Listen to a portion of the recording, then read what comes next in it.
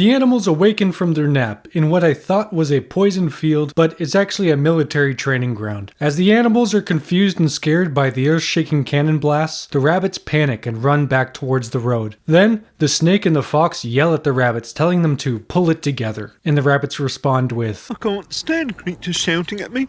And I really relate to that. Whenever someone is yelling at me, I also feel very overwhelmed. So my advice to the rabbits is to try to remember that all the animals are scared right now, and your reaction, rabbit, was to run, and that's totally normal. And the fox and the snake's reaction was to suppress their fear, indicating their own unhealthy and toxic relationships with their own emotions. The animals watched some human soldiers practicing their murdering, and then Weasel, much like an impressionable child, mimics their moves, provoking a wasp nest. The animals continue on, stopping at a marsh for breakfast. Also, Newt update.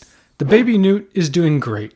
Baby Newt is my favorite character. I really need that guy to make it to the end of the season. And the Newts who have been having the most difficult time with the journey decide to stay at the marsh. And honestly, it's better that they get out of the show now while they can. Each episode they stay on screen, they are rolling the dice with their lives. As the Newtless gang treks onward, suddenly the animals realize that Toad has been left behind. As Fox doubles back, a human flicks a cigarette butt into the grass. And the gang begins to smell smoke as the cigarette has ignited a large fire. Fox runs towards the flames to rescue his amphibious friend. As the fire spreads towards the animals, they go to run away, but they realize that the mole, he doesn't even know about the fire because he's underground slurping down worms. And Toad is terrified in the deadly embrace of the hellfire, but Fox rushes into the flames and saves him. Fox and Toad emerge from the smoke, and Toad explains how the fire is spreading back towards the marsh. The Newts.